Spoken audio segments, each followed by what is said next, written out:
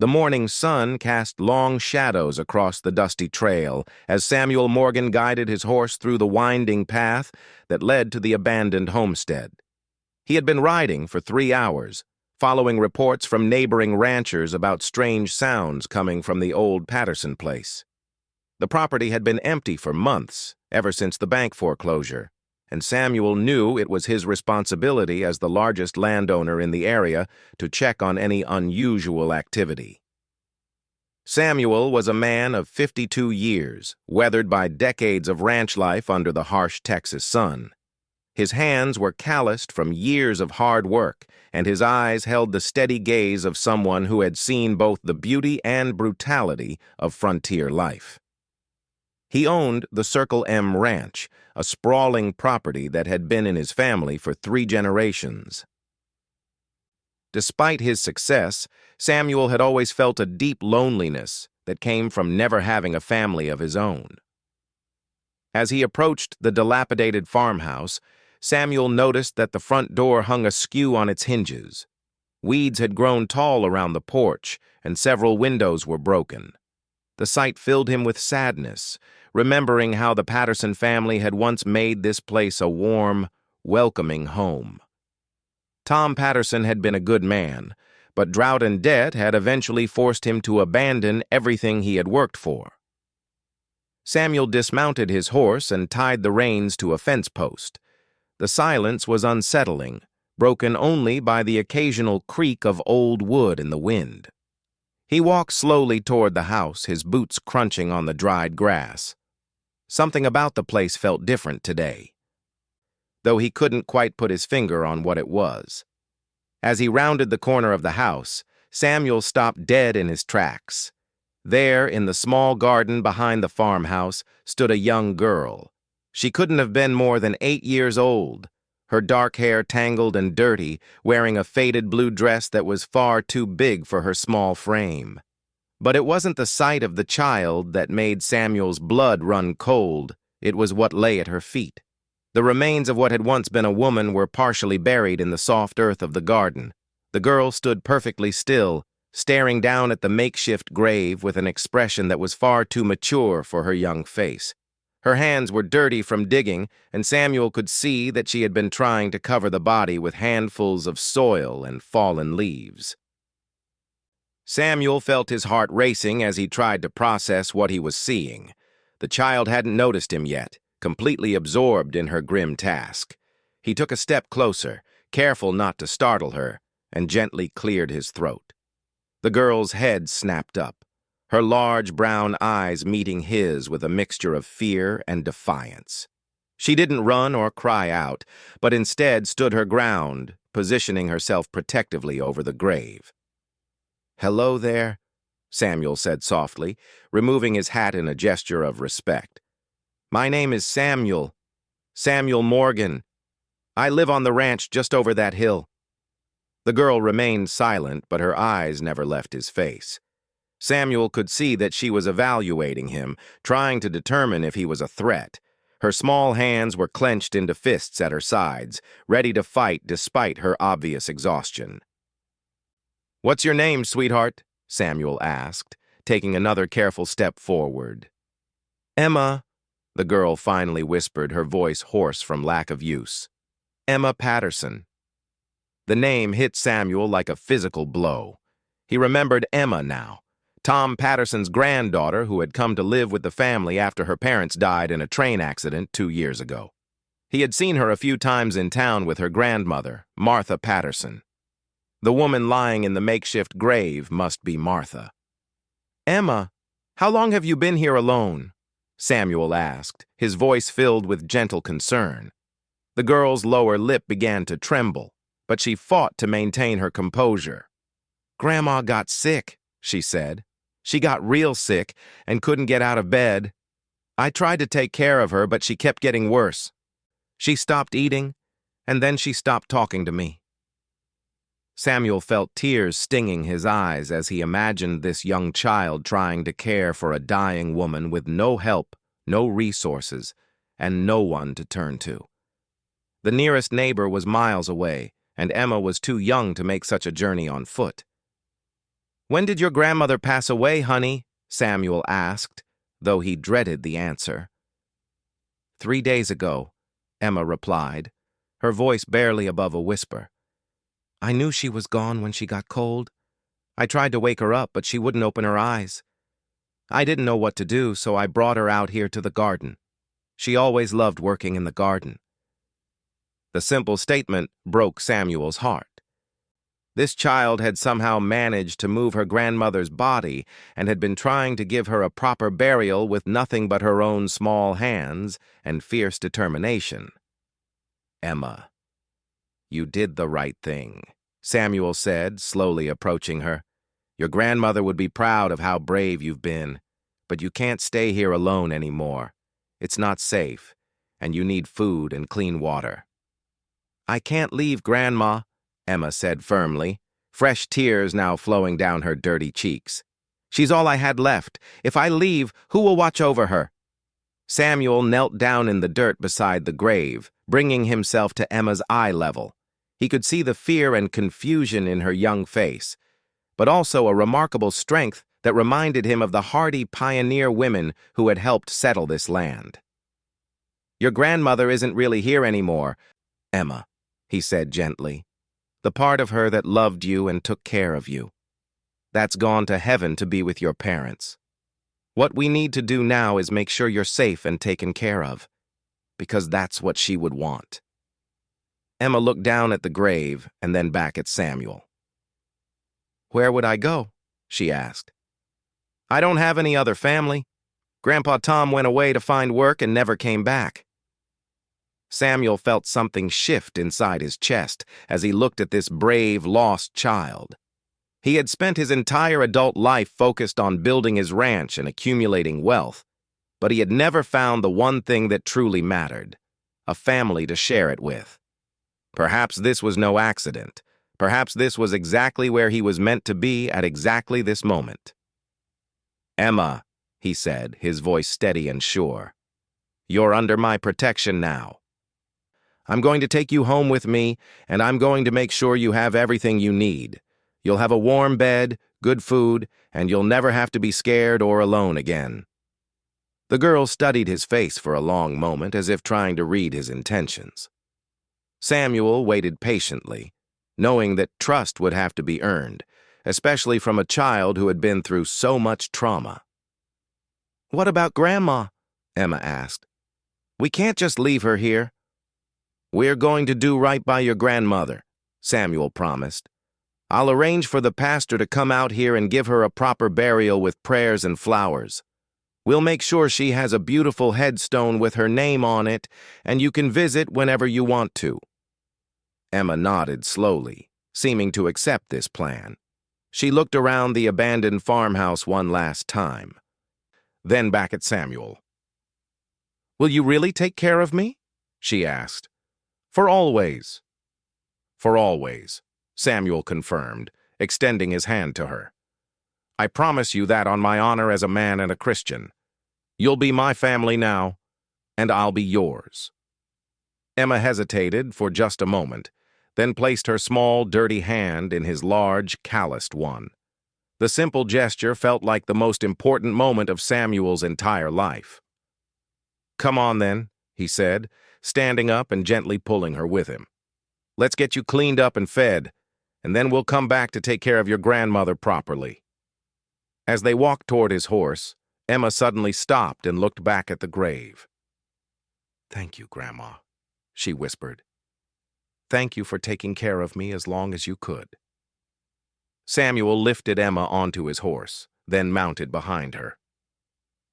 As they rode away from the abandoned homestead, he felt a sense of purpose that had been missing from his life for decades. This child had lost everything, but somehow she had also given him everything he had never known he was searching for. The ride back to the Circle M ranch took nearly 2 hours, and during that time, Samuel learned more about the remarkable little girl who now sat in front of him on the saddle.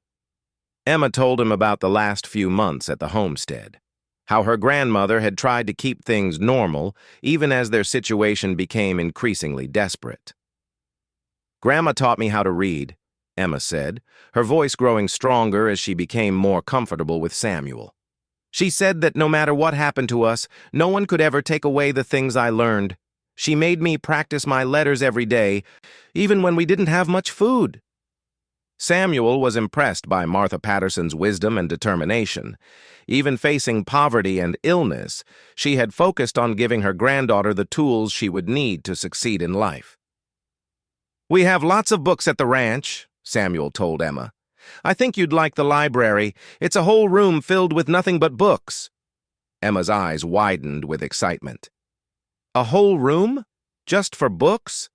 "Just for books," Samuel confirmed. "And now they're your books, too." As the Circle M Ranch came into view, Samuel felt a mixture of nervousness and excitement. He had lived alone for so long that he wasn't sure how to care for a young child, especially one who had been through such trauma. But he was determined to learn, and he knew that his housekeeper, Maria Santos, would be a tremendous help. Maria had worked for Samuel for 15 years, managing his household with efficiency and warmth. She was a widow with grown children of her own, and Samuel knew she had often worried about him living alone on the ranch.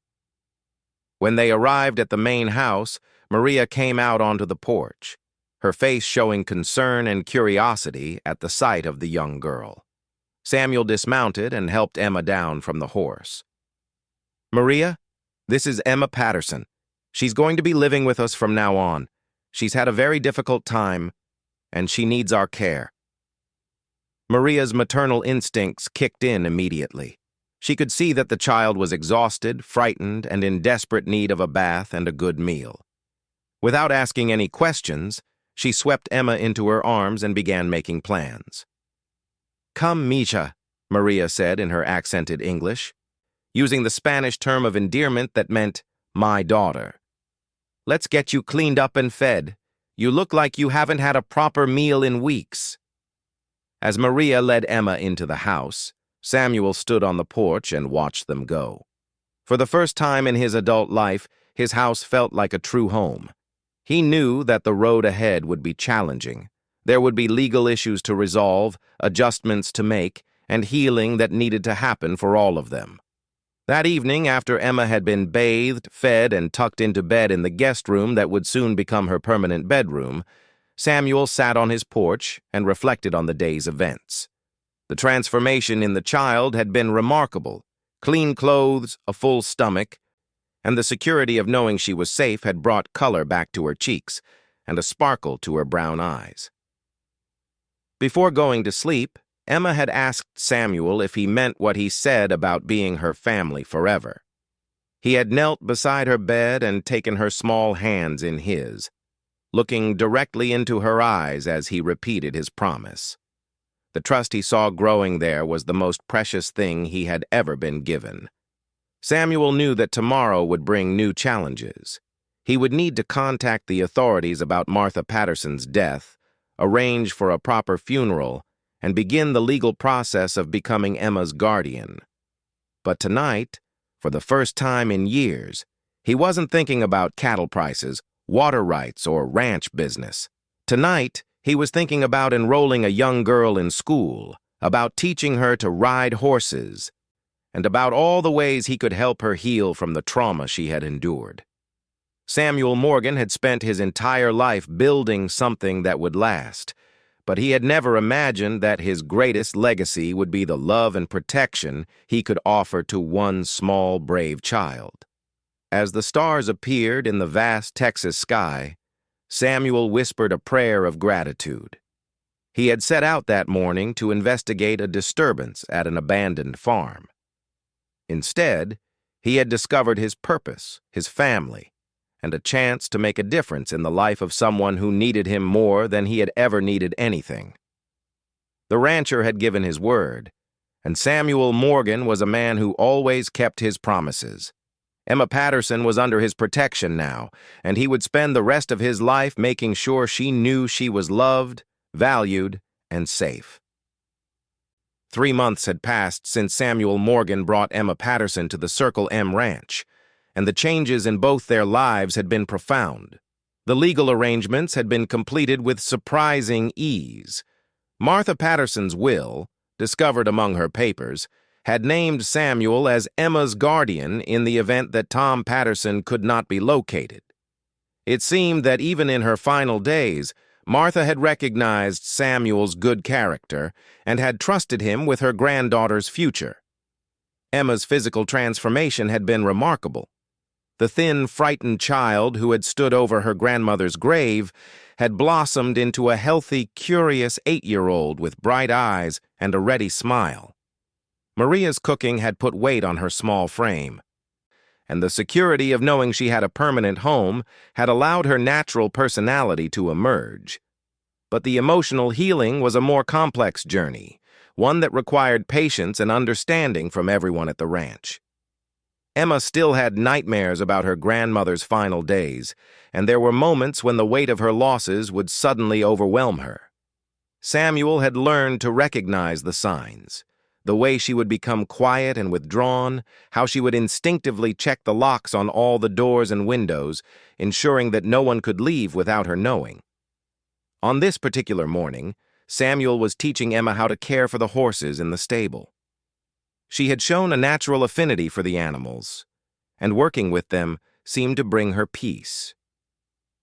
As she carefully brushed the coat of a gentle mare named Buttercup, Samuel watched her small hands move with growing confidence. "Grandpa Sam," Emma said, using the name she had begun calling him after he had legally adopted her, "why do some people have to go away forever?" It was the kind of question that caught Samuel off guard, even though he had been expecting it for weeks. Emma was still processing her losses, trying to understand why everyone she had ever loved had left her behind. "I think," Samuel said, choosing his words carefully, "that sometimes people don't choose to go away. Sometimes life decides for them. Your parents didn't want to leave you, and neither did your grandmother. They all loved you very much, and they would have stayed if they could have." Emma continued brushing the horse, thinking about this explanation. "But what if you decide to go away? What if you get tired of taking care of me?" Samuel set down the feed bucket he was holding and knelt beside her. "Emma, look at me," he said gently. When she turned her brown eyes to meet his, he continued, "I need you to understand something very important. I didn't take you in because I felt sorry for you or because it was the right thing to do. I took you in because you made my life better. Before you came here, this house was just a place where I ate and slept. Now it's a home. You gave me that gift." "But what if something happens to you?" Emma asked, her voice small with worry. "Nothing is going to happen to me," Samuel assured her. "But if something ever did, I've made arrangements with my lawyer. You would go to Maria's sister in San Antonio. She has children of her own, and she's already said she would love to have you as part of her family.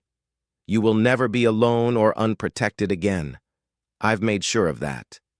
The conversation was interrupted by the arrival of Dr. William Hayes, the circuit doctor who visited the remote ranches once a month. Samuel had asked him to examine Emma, wanting to ensure that her time of hardship hadn't caused any lasting health problems. Dr. Hayes was a kind man in his 60s who had been serving the ranching community for over 30 years. He had delivered most of the children in the county and had seen his share of hardship and tragedy. When he examined Emma in the parlor of the main house, he was pleased to find that she had recovered completely from her ordeal. "She's as healthy as any child I've seen," Dr. Hayes told Samuel privately while Emma played with a wooden puzzle in the next room. "Physically, she's fine, but I can see that she's still carrying some emotional wounds. Have you considered sending her to school? Interaction with other children her age might help with the healing process."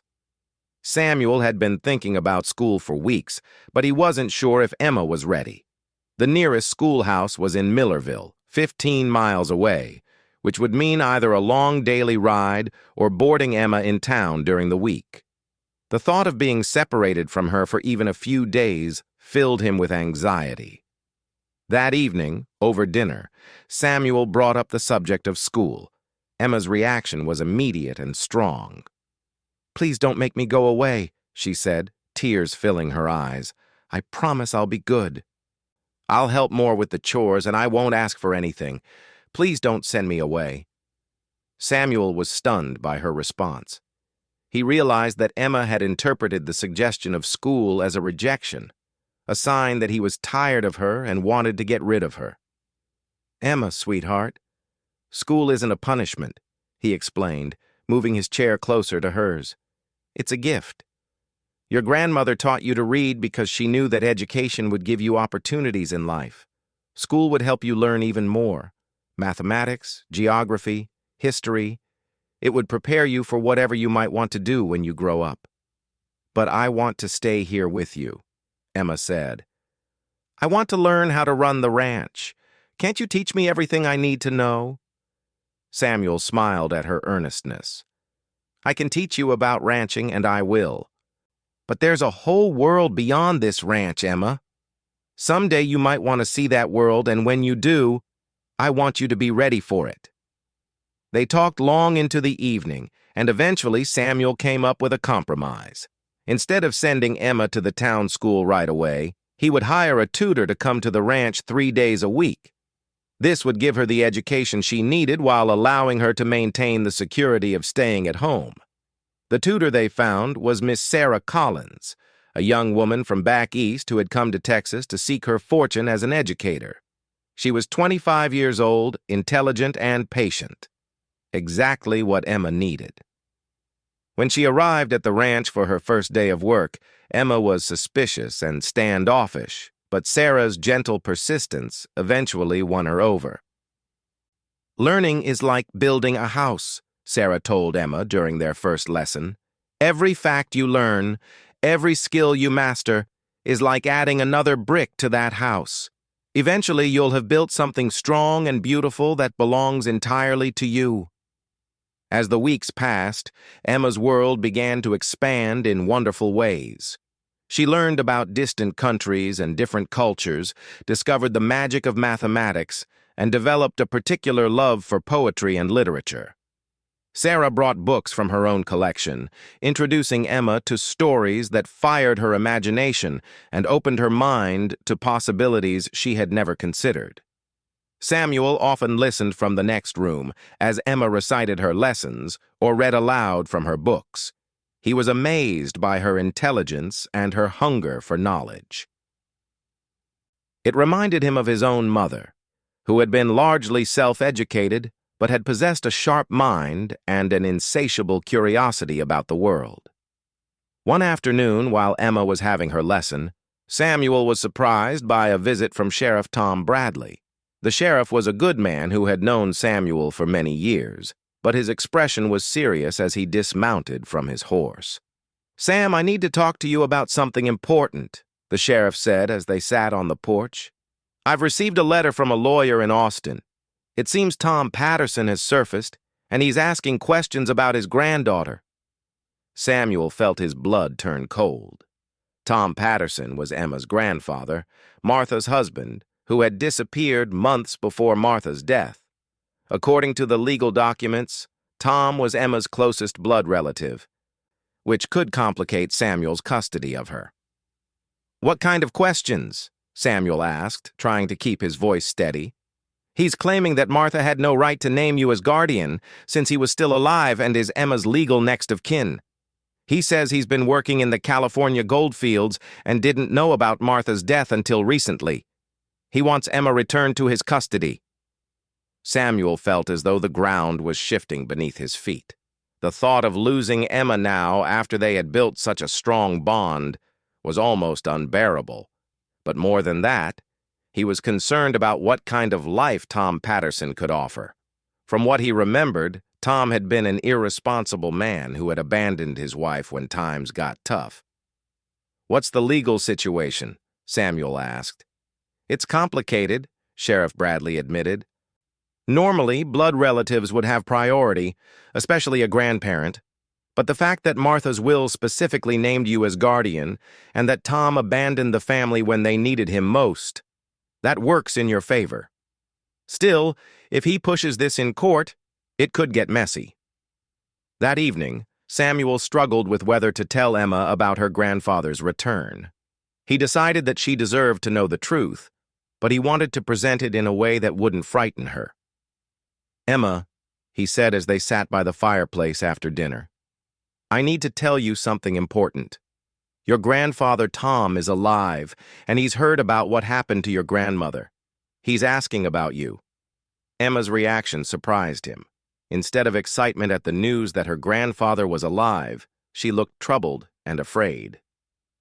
"Is he going to take me away from here?" she asked. "I don't know, sweetheart. He might try, but I want you to know that I'm going to fight for you. I'm going to do everything in my power to make sure you can stay here if that's what you want." "It is what I want," Emma said firmly. "Grandpa Tom left us when things got hard. He left Grandma when she needed him most. You didn't leave. You stayed and took care of me when no one else would." Samuel was moved by her loyalty, but he also wanted her to understand the complexity of the situation. "Tom Patterson is your blood family, Emma. That's important.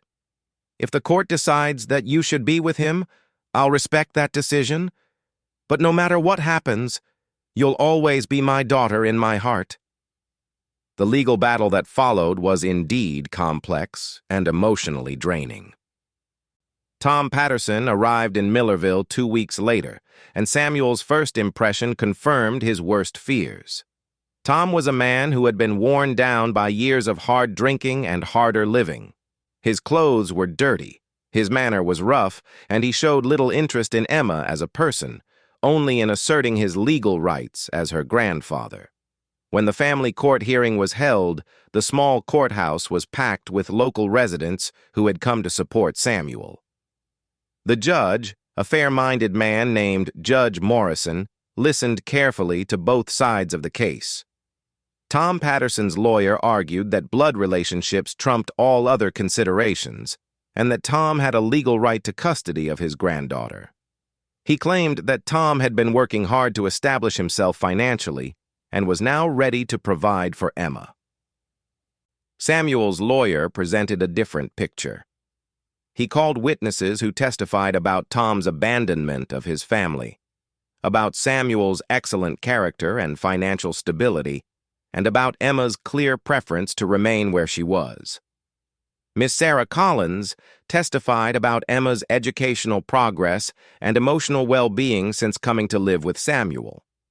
But the most powerful moment came when Judge Morrison asked to speak with Emma privately in his chambers.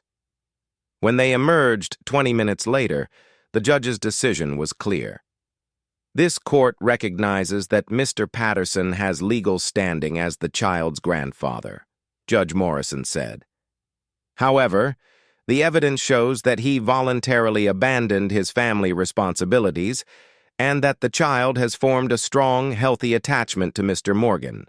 Furthermore, Emma Patterson has clearly expressed her desire to remain in Mr. Morgan's custody. This court awards permanent guardianship to Samuel Morgan, with the provision that Mr. Patterson may have supervised visitation rights if he chooses to exercise them." The courtroom erupted in cheers from Samuel's supporters, while Tom Patterson stormed out in anger. Emma burst into tears of relief and threw herself into Samuel's arms. That evening, as they celebrated at home with Maria and Miss Sarah, Emma asked Samuel a question that showed how much she had matured through this ordeal. "Grandpa Sam, do you think Grandpa Tom will ever visit me?" "I don't know, sweetheart, but if he does, and if he's changed, maybe that could be a good thing. You're allowed to love more than one person, and you're allowed to forgive people who have made mistakes." "Will you help me know what to do if he comes back?" Emma asked. "Always," Samuel promised. "We'll figure it out together, just like we always do."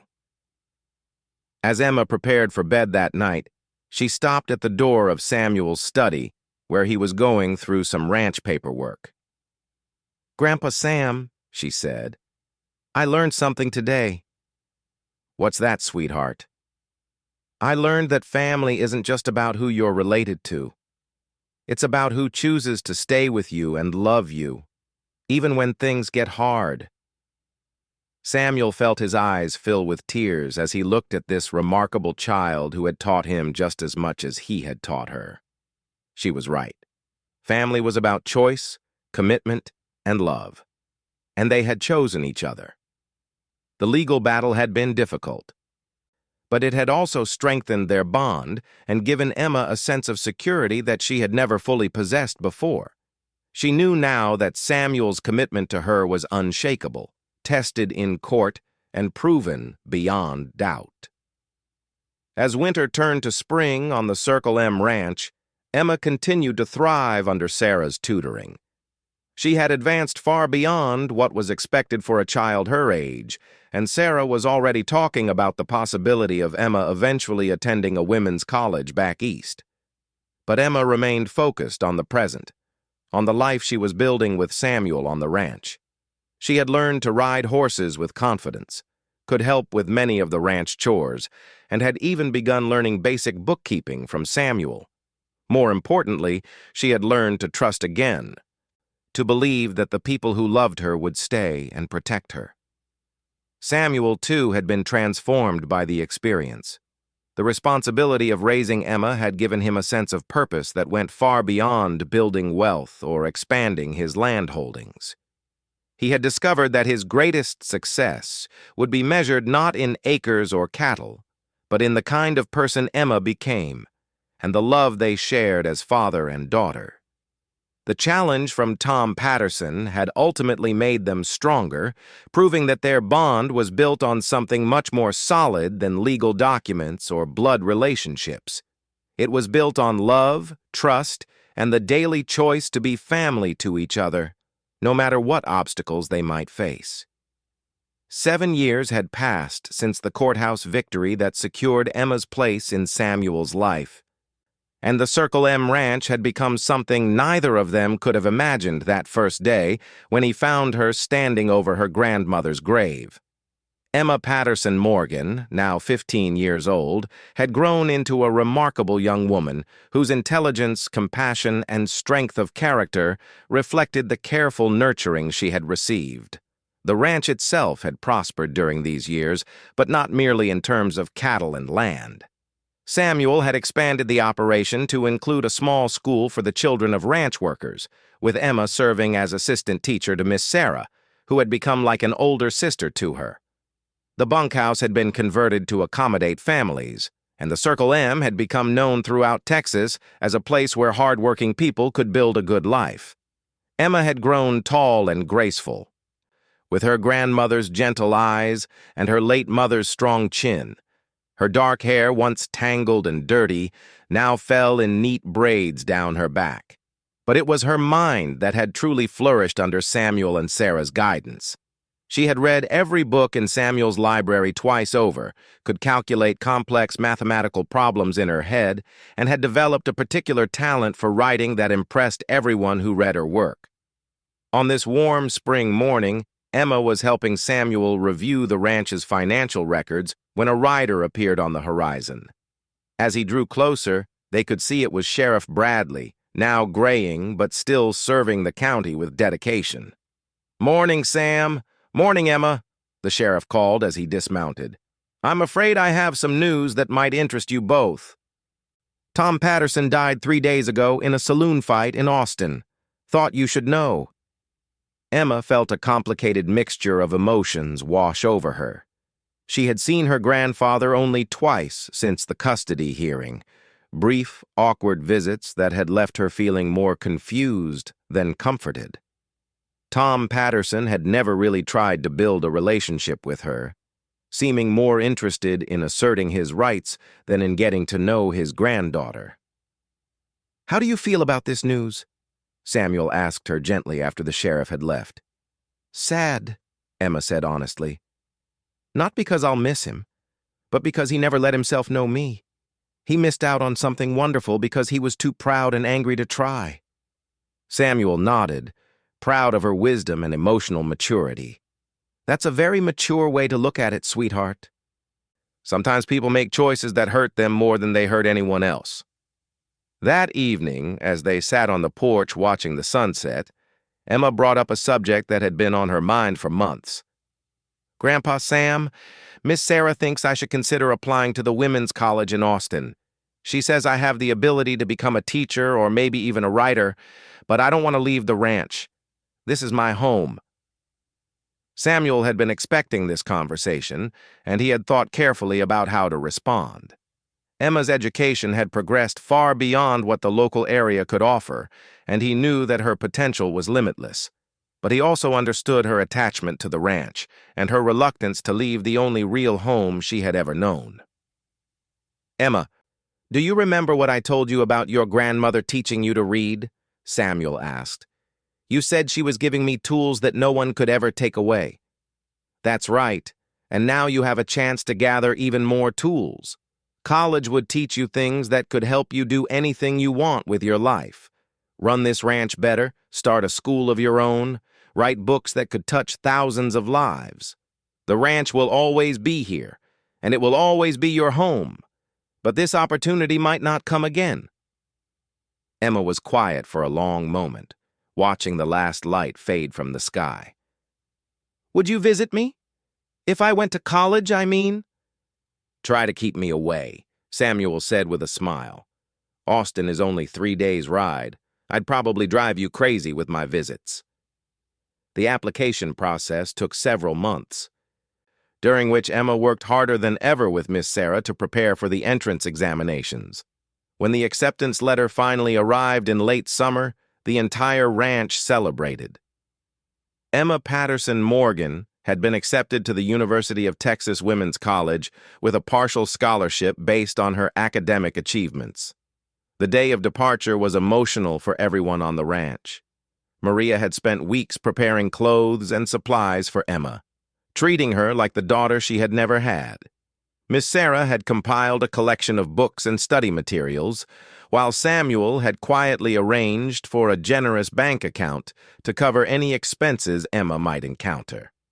As the wagon loaded with Emma's belongings prepared to leave for the train station, she stood with Samuel beside her grandmother's grave, which had been moved to a peaceful spot on a hill overlooking the ranch.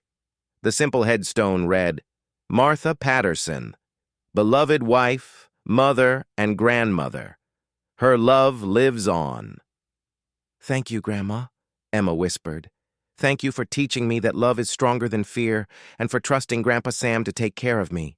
Samuel placed his hand on Emma's shoulder. "She would be so proud of you, sweetheart. You've become everything she hoped you would be." The train journey to Austin was Emma's first time leaving the ranch for more than a day, and she found herself both excited and terrified by the adventure ahead. Samuel accompanied her to the city, helping her get settled in the boarding house near the college and making sure she had everything she needed.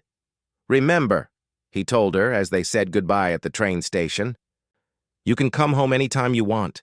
If college isn't what you hoped, if you're unhappy, if you just miss the ranch too much, you send me a telegram and I'll come get you. No questions asked." "I love you, Grandpa Sam," Emma said, tears streaming down her face as she hugged him goodbye. "I love you too, daughter. More than all the stars in the Texas sky." College life proved to be challenging but rewarding for Emma. She excelled in her studies, particularly in literature and education, but she also struggled with homesickness and the unfamiliar social dynamics of life among young women from wealthy city families. Her letters home were a mixture of excitement about her classes and longing for the familiar rhythms of ranch life. Samuel kept his promise about visits, traveling to Austin once a month to take Emma to dinner and hear about her experiences. During one such visit in her second year, Emma had surprising news. "I've been thinking about what I want to do after graduation," she told him over dinner at Austin's finest restaurant. "I want to come back to the ranch, but not just to live there. I want to expand the school we started. I want to create something that could serve children from all over the county, an academy that provides the kind of education that city children get, but right there in our own community." Samuel's eyes lit up with excitement. "Tell me more about this idea."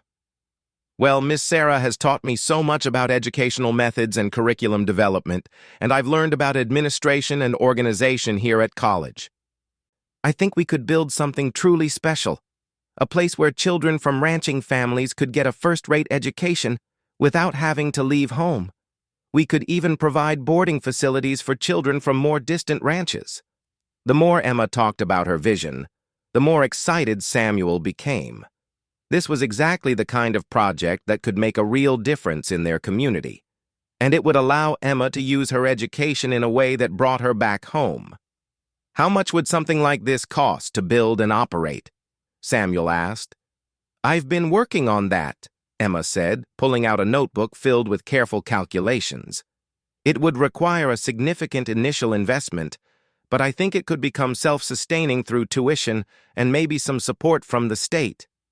Samuel studied her figures, impressed by the thoroughness of her planning.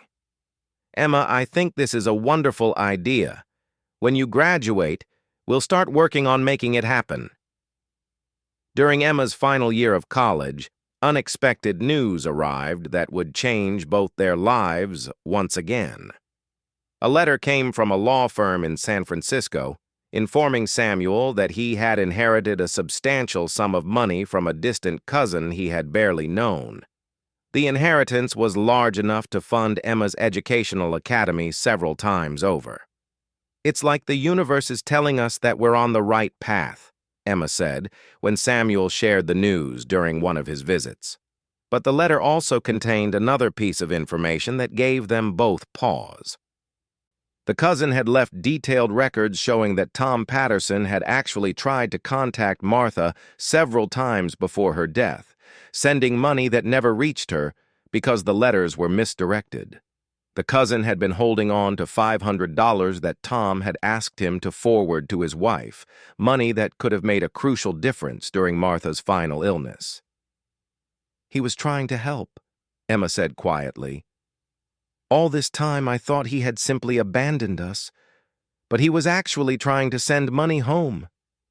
Samuel felt a complex mixture of sadness and regret. If those letters had reached Martha, she might have lived. The money could have paid for medical care, better food, proper shelter. Tom Patterson might have been irresponsible in many ways, but his final attempts to help his family had been genuine. This doesn't change what happened, Samuel said gently. But it does help us understand that people are complicated. Your grandfather wasn't a bad man, just a confused and struggling one. Emma nodded, processing this new information. I think I'd like to use part of the inheritance money to put up a small memorial to him, next to Grandma's grave. Not because he was perfect, but because he was family and because everyone deserves to be remembered with compassion. Samuel's respect for Emma's wisdom and generosity grew even deeper. At 21, she had developed a level of emotional maturity that impressed everyone who knew her. Emma graduated from college with highest honors, delivering the valedictorian speech to a packed auditorium. Samuel, Maria, and Miss Sarah made the journey to Austin to watch her receive her diploma. And Samuel had never felt prouder of anything in his life.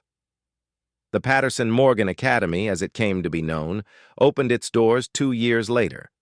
The beautiful stone building sat on a hill overlooking the Circle M Ranch, with dormitories for boarding students and modern classrooms equipped with the latest educational materials.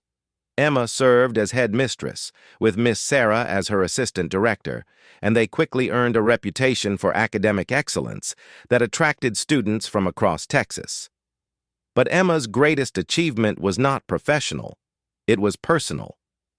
During the Academy's 3rd year of operation, she met and fell in love with Dr. James Wheeler, a young physician who had come to serve the ranching community. James was intelligent, kind, and shared Emma's commitment to improving life in rural Texas. Their courtship was careful and respectful, with Samuel's full approval and blessing. The wedding was held on the grounds of the Circle M Ranch, with guests traveling from across the state to celebrate.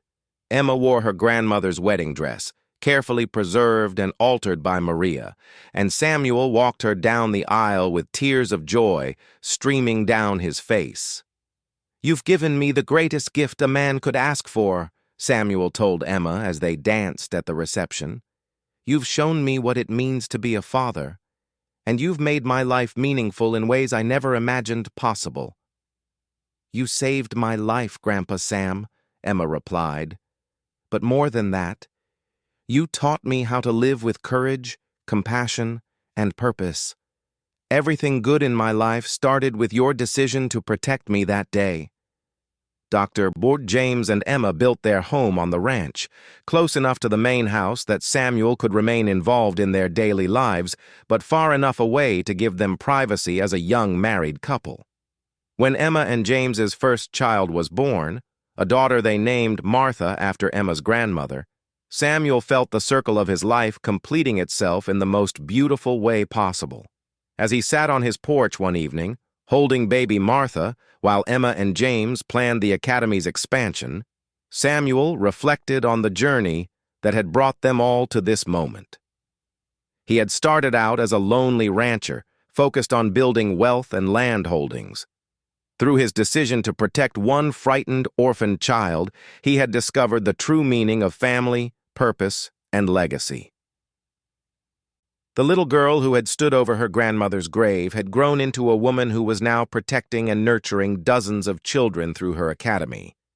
She had married a good man who shared her values, and they were raising a new generation that would carry forward the lessons of love, compassion, and commitment. "You know what I've learned?"